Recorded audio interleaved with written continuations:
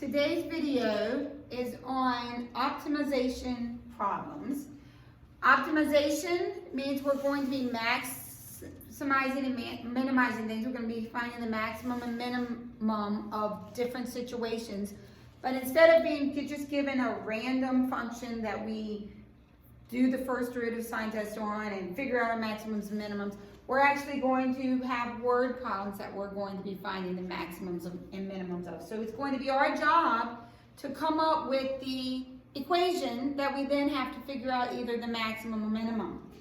So we're going to look at this first example, and we're going to figure out what it is we're trying to get the maximum of. So it says a rectangle has a perimeter of 100 feet. What length and width should it have so that its area is a maximum? So what is it that we're trying to get either the maximum or the minimum of? The area. So there's always a fact that we're trying to get the optimum of, in this case, the maximum. And it's the area of a what? It is the area of a rectangle. And how do you get the area of a rectangle? Length times width. So this is what needs to be maximized. So let's see what we know. We know we have a rectangle. Right now we don't know the length or the width, so I'm going to call the width x and the length y.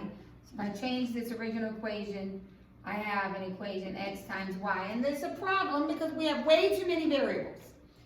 So in these optimization problems, there's usually the equation you're trying to maximize or minimize, but then there's usually a second equation that can be used to get the main one so that it's in terms of one variable instead of multiple variables. And what's the only other fact we know about this rectangle?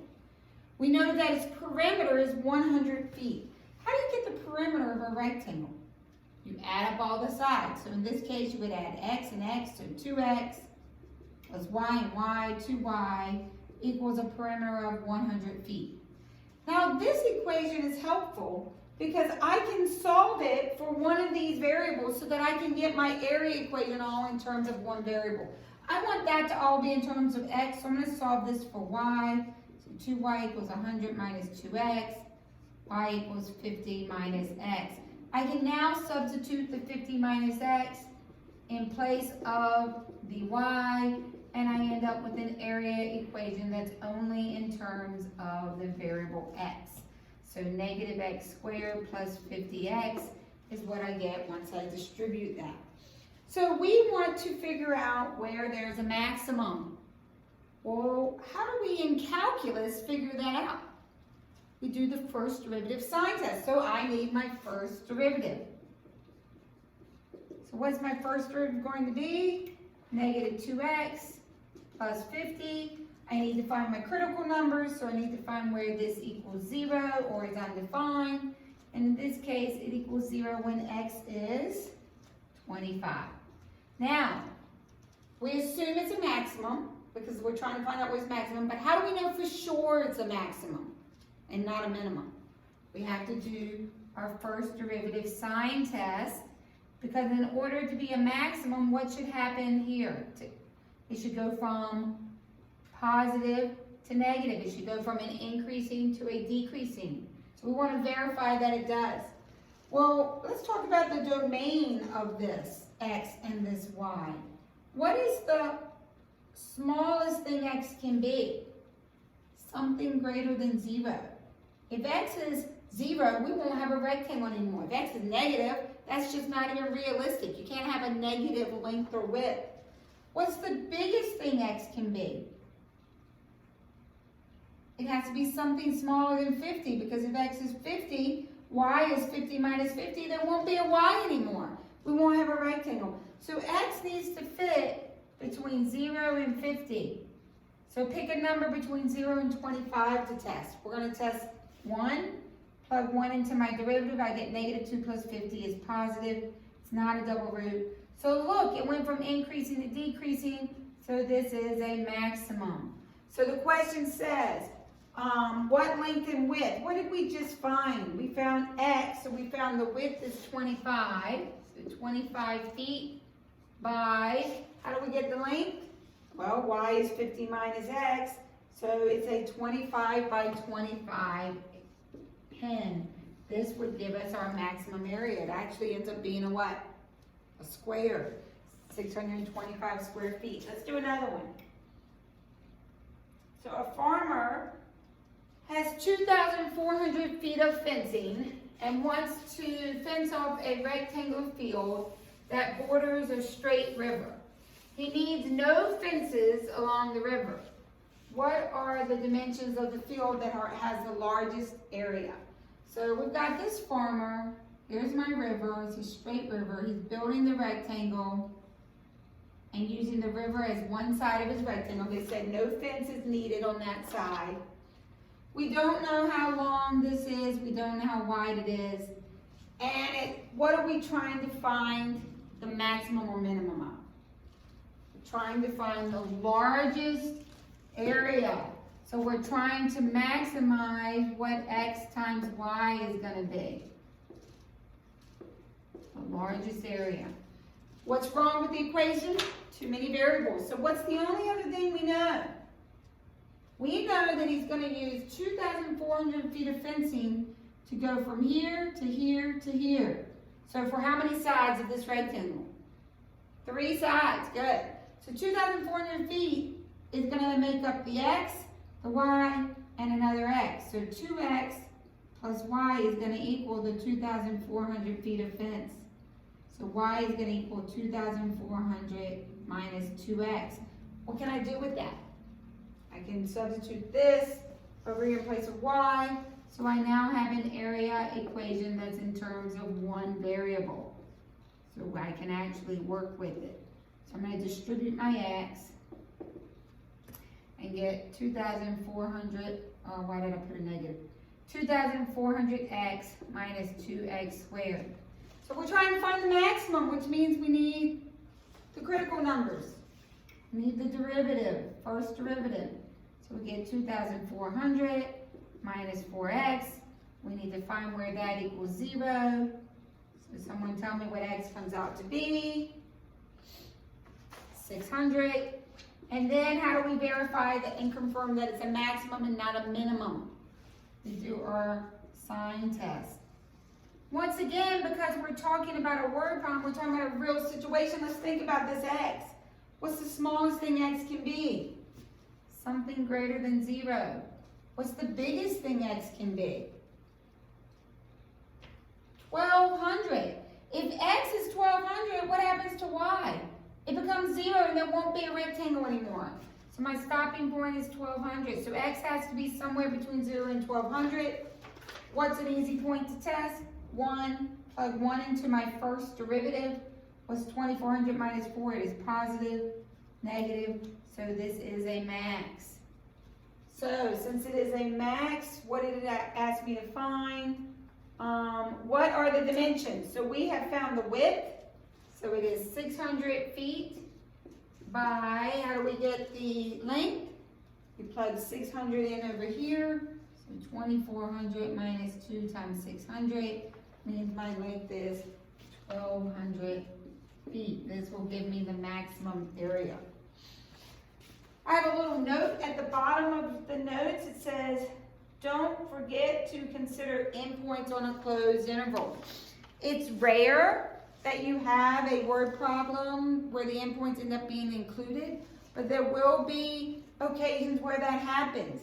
If endpoints are included, like these endpoints are not included or you won't have a rectangle. But if endpoints are included, you would need to go back to section 1's lesson and compare your endpoints to your critical numbers. But since there are no endpoints to consider, we just rely on our sign test. So I wanted to point that out just in case you ever see one like that where the endpoints are included. Let's go on to page 2. Optimization problems. So number 1, the first thing you should do on these word problems is you need to figure out what is the equation you're trying to optimize. What is the fact that you're trying to get the maximum or minimum of? Once you figure that out, then it usually has too many variables. So you look for a secondary equation that you can use to rewrite the initial equation in terms of one variable. So for example, the last two problems we did, we were trying to maximize the area. The secondary equation was the perimeter. 3, talk about the domain, the feasible domain. Like, what's realistic for this problem? Can we have a negative length? Can we have a 0 length? So you want to think about the feasible domain. Once you've done that, you get your critical numbers by finding your first derivative, setting it equal to 0 or undefined, and then figure out your absolute max and min. If there are endpoints, you're going to compare your critical points, your relative extrema, to your endpoint extrema. This is rare. Most of the time, there aren't endpoints, so you're going to do the first derivative sign test. But there are rare occasions where the endpoints get included. So let's move on to example 3. So a manufacturer wants to design an open box having a square base and a surface area of 108 square inches. What dimensions will produce a box with maximum volume? So we've got a box.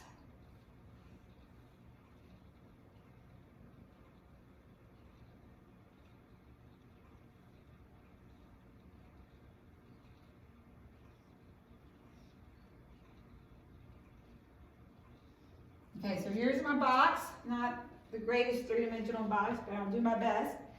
And we know it has an open top. Tells me the box is open, so there's no top on here. It has a square base. Well, how long is that base? Do they ever tell me? No, so we'll call that X. If it's a square base, then how wide is it? X, because it's a square, so X by X, square base.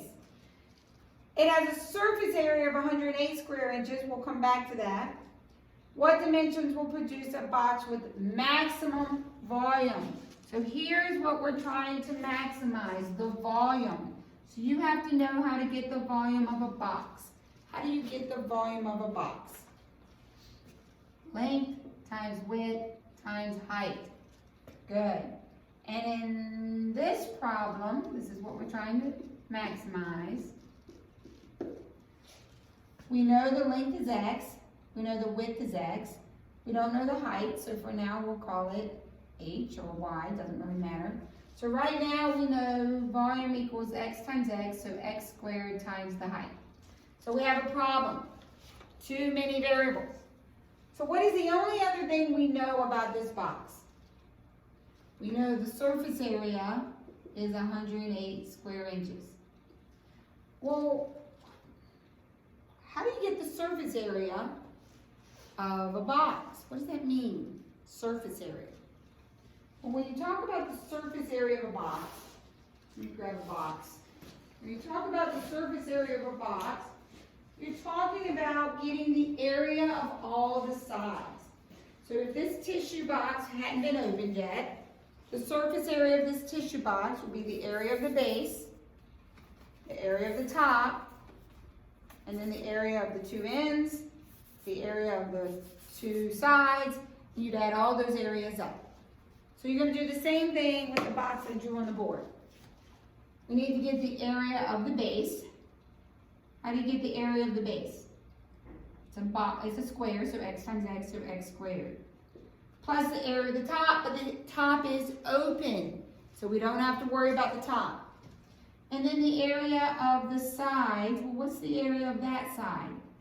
Length times width, or base times height, gives me X times H. And how many sides are there? 1, 2, 3, 4 sides.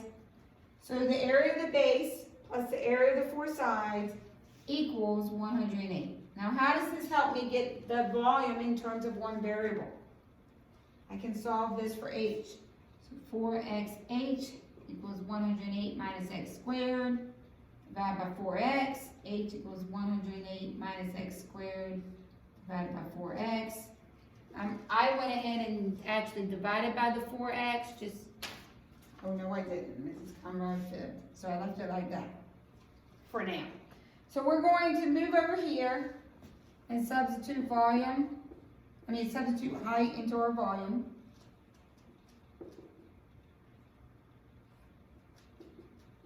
and we're going to simplify this. So the x's simplify.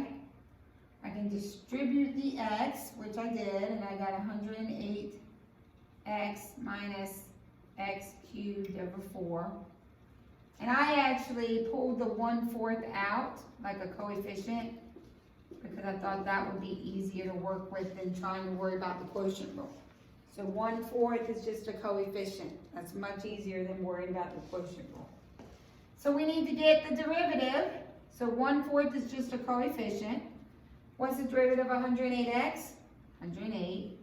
What's the derivative of negative x cubed? Negative 3x squared. We've got to find where this equals 0. So 108 equals 3x squared. So x squared equals, what is that? 36. So x equals plus or minus 6. What does x represent? Represents a length or a width. Can it be negative? No. So we're only going to work with the positive 6 in this word problem. Let's go back over to the domain. What's the smallest thing x can be? Something greater than 0. Good. What's the biggest thing it can be? Well, the biggest thing is going to be whatever is going to make this have a value. So you don't want that to get bigger than the square root of 108, whatever the square root of 108 is, I don't know. All right, so let's do our sign test for the volume. So our critical number is 6, can't go past 0, can't go past square root of 108. 1's an easy number to test. I'm going to test 1 in my derivative, and I get 108 minus 3 is positive. So it does switch from positive to negative, so it is a relative max. Now I know a lot of people say, all of these are working out, do I have to do the sign test? Yes, on the AP free response. They are going to want to see how you know it's a maximum, and part of knowing it's a maximum is verifying that it does go from increasing to decreasing.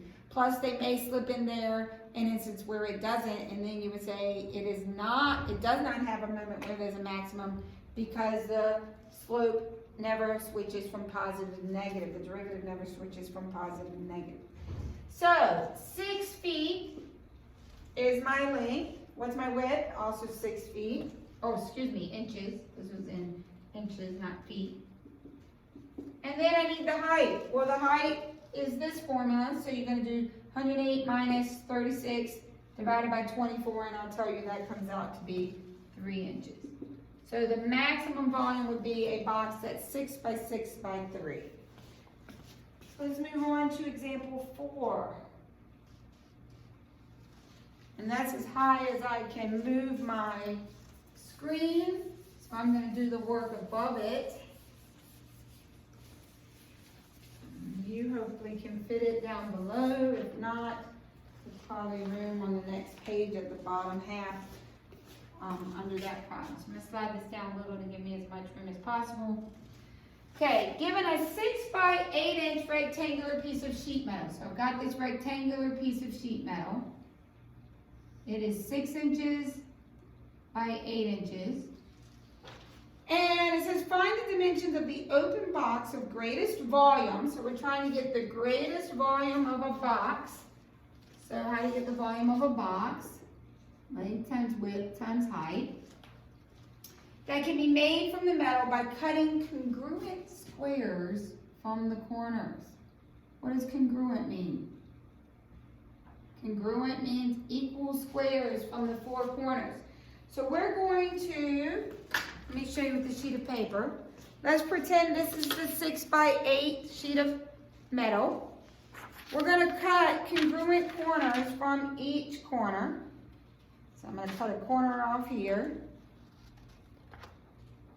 I'm going to cut a corner off here. I'm going to cut my corner. And these are all equal. Now, Ms. Conrad did not actually get out a measuring tape and draw lines to make sure that they might not look equal, but they're supposed to be equal length and width. So I'm cutting X inches here, X inches here, X inches here, X inches here, all the way around. And I'm gonna create a box. Now look what happens. That piece of sheet metal ends up looking like a plus sign, doesn't it? So if I cut off my corners, piece of sheet metal gives me this much metal now. I cut off the corners. And I'm going to create a box by folding up the sides. So I'm going to fold up this side. Do this on a surface. And I'm going to fold up the long side. I'm going to fold up the other short side. And finally the last long side. When I stand those 4 sides up, voila, Miss Conrad made a box. Look at that. Look at that. I could make a box to collect all your phones in class, or I don't know, what else would I collect? Donations for amazing lessons? No, I don't know what, but I made a box by cutting the corners. So this is what we're working with now. So if I fold those corners up, I end up creating this box out of this piece of sheet metal. Okay, there's my box. So let's talk about how tall that box is. If the corner I cut was X by X and I fold this corner up, how tall is that box? That height is X. The height of that box is X. Well, if this was 6 inches and I cut X off that end, X off that end, what's left for the width of my box? 6 minus 2x. And if I cut X inches off that end and X inches off that end and fold up my corners, how long, and that was originally 8 inches, how long is the side now? 8 minus 2 inches, 2x. So how do I get the volume of this box? Well, it's the length times the width times the height. So 8 minus 2x times 6 minus 2x times x. And so I need to simplify this sum before I can get my derivative. So let's simplify this. We're going to have to FOIL. So 48 minus 16 minus 12 minus 28x plus 4x squared. And then we need to distribute the x. So the volume equals 48x minus 28x squared minus 4x cubed. So there's my volume equation in terms of one variable. How do I find my critical numbers? I need my derivative. 48 minus 56x minus 12x squared. I need to find where that equals 0. Well, I'm going to move things around just to make this easier to work with. Why did I put a negative sign here? That should have been positive. Positive. Sorry, that was a mistake. So I'm going to move it in around. I'm also going to pull out a GCF. What's a number that goes into 48, 56, and 12? 4 does. 4 goes into 12 how many times? 3. 4 goes into 56 how many times? Negative 14. 4 goes into 48 12 times. So then from here, I need to factor this. I'm going to tell you right now, it doesn't factor. There is no way to factor this trinomial. So how are we going to solve it? Well, our choices are quadratic formula or graphing calculator. I am 99% positive that they will put something that doesn't factor on the calculator part of the exam. So you can put this on your calculator and find your zeros. So we're going to find the zeros on our calculator. And pause the video real quick while you find the zeros on your calculator. I've already found them. So we're going to come over here and discover that the zeros are 3.535 and 1.131. We never talked about the domain of this function because we've got to do the sign test. So let's come over to talk about the domain. What's the smallest thing x can be? 0. What's the biggest thing x can be? Be careful. Can x be 4? Well, it can't. It has to stop at 4, but then what would happen here? It would make a negative width. So where am I going to stop my x to make sure this thing exists? It can't go past 3 because 6 minus 3 would be 0 and my width would disappear. So x has to be between 0 and 3. So what does that tell me about one of those zeros? This is not going to work. It's going to be too big. It's going to make this have a negative width.